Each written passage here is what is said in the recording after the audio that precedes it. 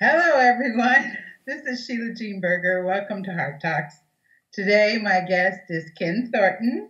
Thank you, Ken, for coming to the show again.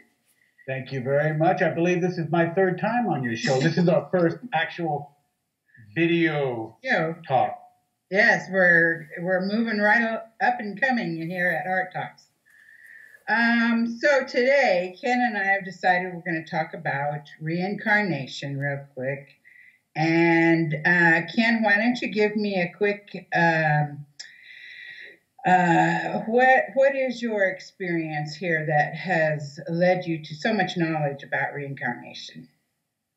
I've always been on the journey my whole life. I've been very curious. And back in June of 2011, I studied Tibetan Buddhism at a temple in Albuquerque, New Mexico. And it really resonated with me.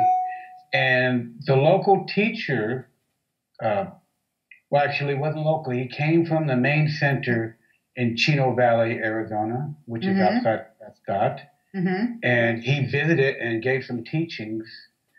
And I went through a 2-day empowerment, which is about 10 hours a day, receiving a transmission from the lineage masters all the way from Milarepa, which is known as one of Tibet's greatest saints, all the way from his student, which became a highly realized master teacher, and transmitted all the way through the Kagyu lineage.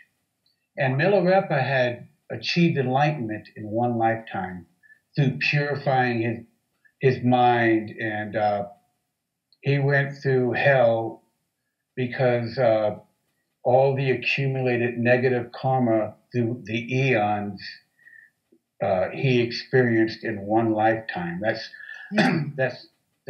how you were able. That's one aspect of how you were able to get out of this cyclic existence. Now, in Tibetan Buddhism, it is believed that the main goal is not to be reborn into this life. It is deemed as an illusion because people see it as real. And so I started studying and went really deep into it. I went to several retreats at the Garchin Institute. I've done a lot of solo vision quest, introspective searching. And so the main goal in Tibetan Buddhism and most Buddhisms is to train your mind to avoid the 3 poisons which propel us forward into another life, into this cyclic existence, which is samsara. Those 3 poisons are negative speech, thoughts, and actions. Negative speech can be any words in tone of voice or words that disturbs the mind of others, and also disturbs our own mind through regret, guilt, or the domino effect of saying something to somebody and it comes back on you. That's also known as karma. Okay. Thoughts, negative thoughts, those are from conditioning, from being raised by our parents, school, our social network of people, and so it's training the mind to let go of those thoughts, to just let them come and go without accepting or rejecting them. And the body represents negative actions, thievery, or anything in any context that we use the body to do anything negative. So what happens is it leaves a trace on the mind. It embeds a negative action in our mind. And so that's one of the causes to be reborn into samsara. Samsara meaning that this life of suffering, in the context that we're born, we're crying when we're born, even though everybody's all joyous, we come into this world crying. We go through the suffering of adolescence. We go through the suffering of losing stuff. We go through the suffering of sickness, the suffering of getting old to where our body starts deteriorating. And we go through that cycle over and over and over again for hundreds of thousands of eons. One eon is considered 1 billion years. So the goal in Tibetan Buddhism is to train the mind, to purify it, to abstain from reacting to negative thoughts or people who are trying to trigger us. Because that negative action that comes to us is caused by our own mind, not some God or something judging you and saying, okay, you're going to have another rebirth. We cause our own pain. And so one of the ways to purify it, and when somebody does something negative to you, that's usually a cause or condition from this life or a prior life. Right. So we have a choice at that time. We can restrain ourselves and endure that pain that we feel because of that negative action done to us, or we can further perpetuate that by reacting to it and saying something in slight to that person, and then they react back and we propel that. And so this is one of the causes for further rebirth into samsara. And so through various practices, we can condition our mind. One of the things I'm sure everybody has heard by now is the Om Mani Padme Hum. Mm-hmm. Mm-hmm. This is practice to purify your mind of past karmic accumulations generated in prior lifetimes. So it is also restraining yourself from doing negative thoughts. Now, negative thoughts are going to come up, but not giving them time and getting lost in them and perpetuating them. And next thing you know, you're doing something negative. That's why mindfulness is very important overall in Buddhism. You're practicing in meditation to watch the thoughts.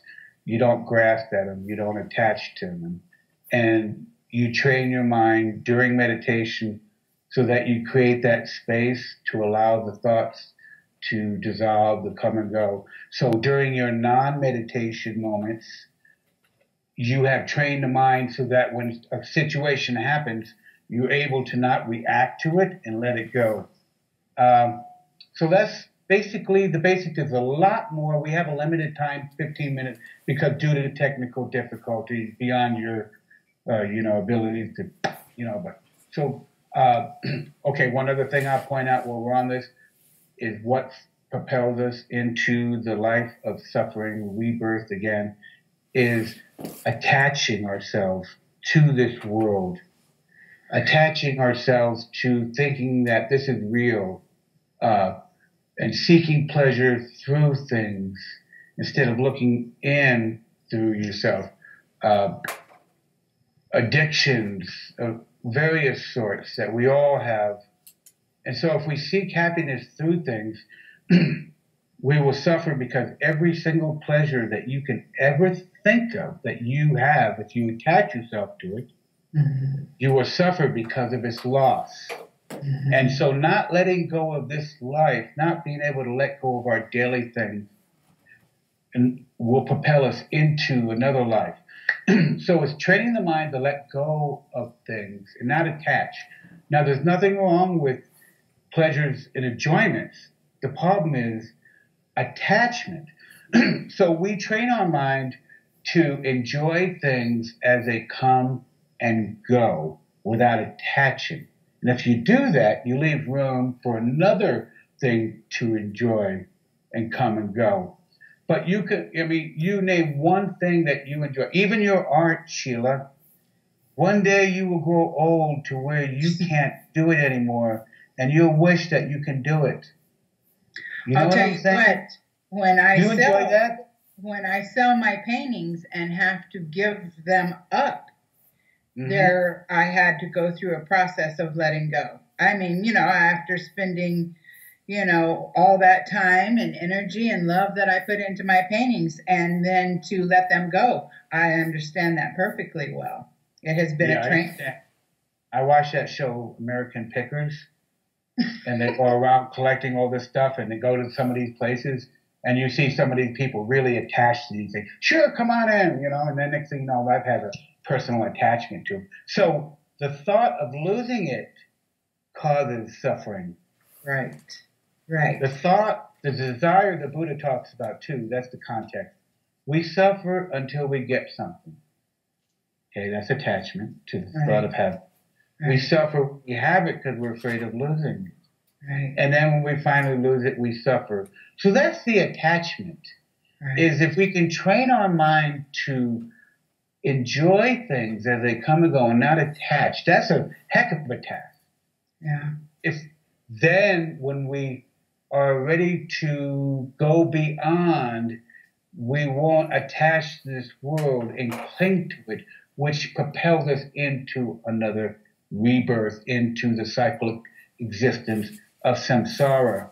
So it's mind training, training yourself to not react, observe the mind through meditation. So this way, when you are not meditating in your daily tasks and routines, you observe the mind and not get lost in it, not let it domino effect, hurt yourself and others.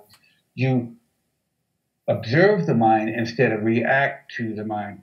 And this takes a lot of, because we're so conditioned, it takes many years, in some cases eons, billions of years. Okay, so when you say that, I mean, okay, so we're not just returning to Earth. Put that in the context. Okay, when you say how long we have been doing the birth and the rebirth, okay, does that mean just here on planet Earth?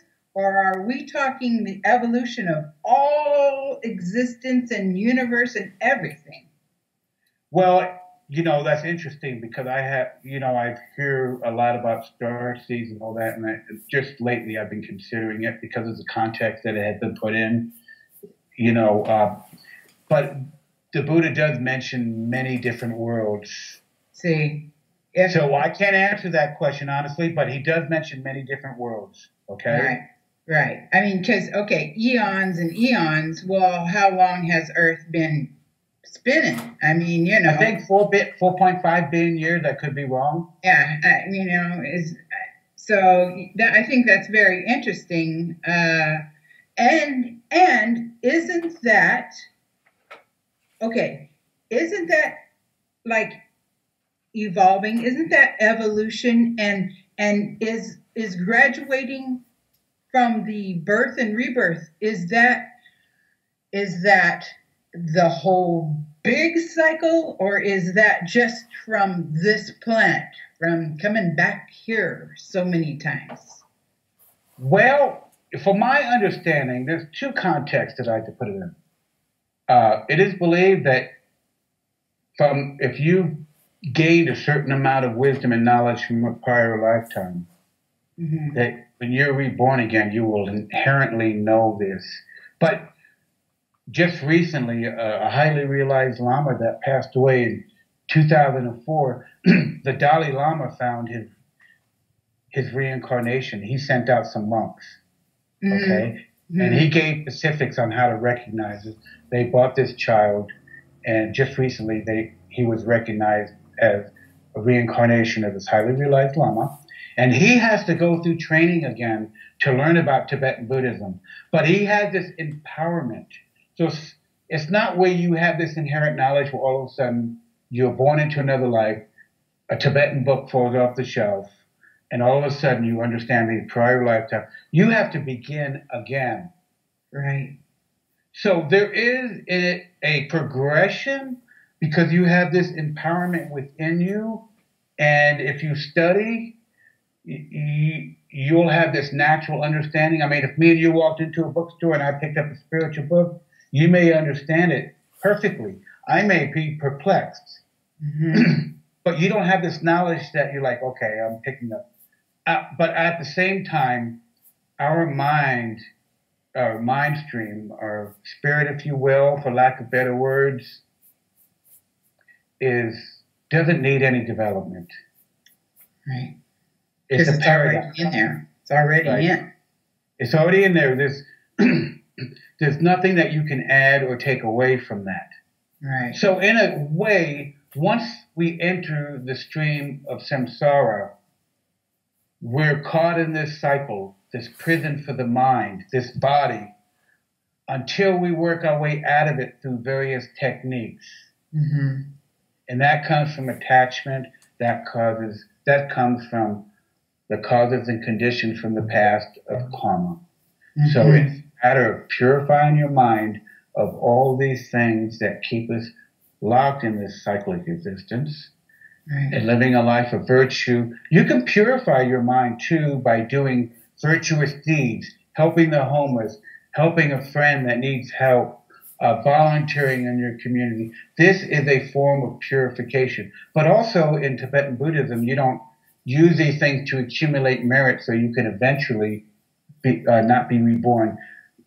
It's in the Mahayana vehicle of Tibetan Buddhism. Any virtuous deeds that you do, you exchange it to other people who are suffering to help them alleviate some of their karma. So we're not trying to do it for ourselves. We're trying to become enlightened so that we could be more effective in helping other people. It's not a selfish thing. Right. Well, by the time you get to that point anyways, where you naturally, are a good deed doer and are out helping, I think, by the time you've gotten to that point, you really do understand that you're helping the people take their next step. It's not about your step. It's like this radio show. Once I have a guest, it's not about me anymore. It's about my guest, which makes it real easy to do this because now I'm interested in you. It's not about me. So I think that just sort of naturally comes as we evolve and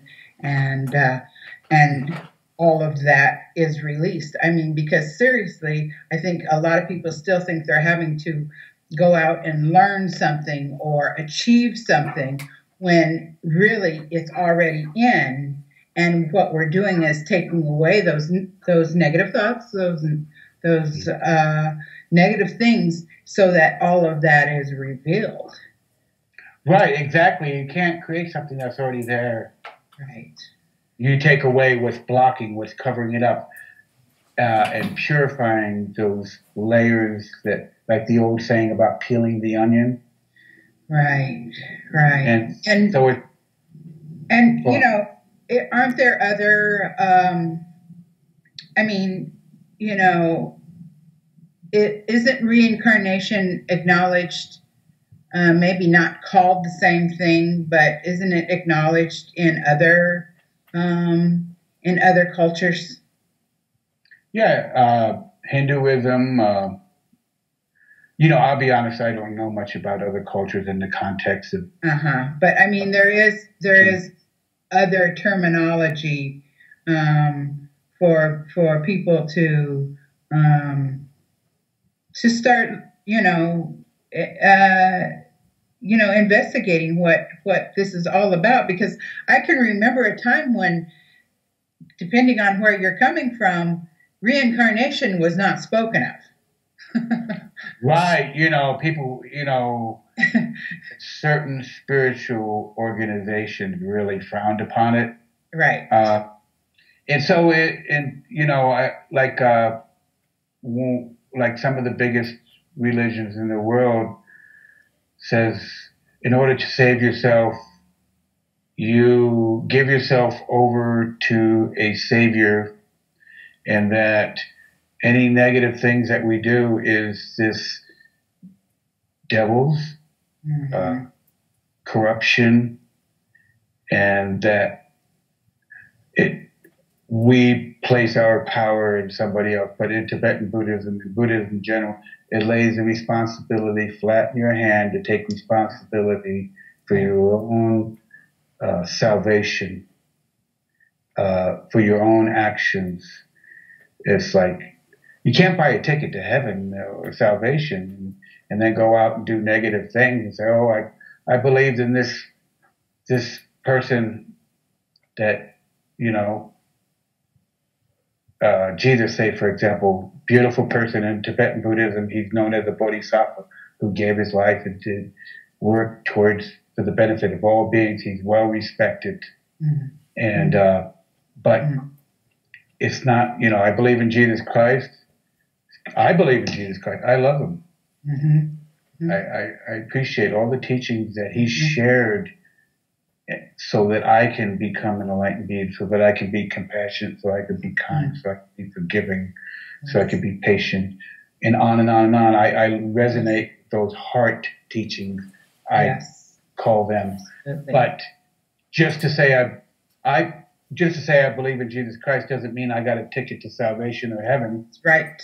That's right. And so, or that but in the same way, in Christianity, they mention that we have all these sins from the Garden of Eden. And in Tibetan Buddhism, it's very similar in the context that we have these accumulated sins, or karma, if you will, in this context, accumulated. And so it is our responsibility to work on our own salvation. It places the responsibility in your hands. And so there's a lot of similarities between Christianity. You know, Thich Nhat Hanh wrote a book called related to Jesus and Buddhism, and the first 16 precepts matches the first 5 precepts in Tibetan Buddhism matches the first 5 commandments in the 10 commandments in intention. It just deviates after the 5. And so, our responsibility is to train ourselves, to restrain ourselves, to do virtuous deeds, to awaken our own heart for the benefit of all beings, so that one day, as we start to progress, others around us progress with us. And so it's a non-selfish, where I want to become enlightened. No, it's the intention, the altruistic intention is to create peace within ourselves, train ourselves, so that we can be more beneficial to others from our experience, from our awakened heart. And so, do you have any other questions? Well, no, we're going to have to wrap it up here. And you've really, I mean, what you've brought out mostly is truly the compassion of the whole idea. Okay. You know, so many might just focus on the what have I got to do to get this going? You know, what have I got to do to you know, stop the cycle? And the bottom line, it turns out to be compassion. Really, it really is the compassion and discernment. Discernment in the context that you question everything. Even the Buddha said, question me. Question those who say about me. He would rather have you questioning them than accept them blindly. So discernment, the ability to assess the situation and adjust accordingly, and don't take things don't judge a book by its cover. Open the book, read it, make a decision on your own. So critical thinking, discernment is using the mind, but at the same time, instead of it using you, and compassion. If you have those 2 things, you can break the cycle of cyclic existence, or at least be on your way to do it. Yeah. Yes. Well, thank you. Lovely, lovely discussion as usual. I always enjoy being on your show, and I would love to be on more of your shows in the future and talk more in elaborations on this. Yes. Any of your listeners have questions, I'm open for whatever you want to talk to. Right. Okay. Well, people, where can people reach you? They can reach me at my email address, which is kennymoab@yahoo.com. That's KENNYMOAB @yahoo.com. Kenny Moab. They can also contact me on Google Plus, which is my social network platform, and that's Kenneth Farnham Thornton II, 2 I's. So Kenneth Farnham is spelled Farnham. Thornton is spelled 2 different ways, Thornton, and Roman numeral 2, which is 2 I's. So Kenneth Farnham Thornton II. They're welcome to contact me if they have any questions. May I say a blessing prayer? Yes, please. Okay. May the merit accumulated through our talk, may we dedicate this merit so that all beings may be alleviated from some of their suffering. And where love has not arisen, may it arise. Where it has arisen, may it increase. Thank you very much. Thank you. Love you, Sheila. Thank you. Love you back.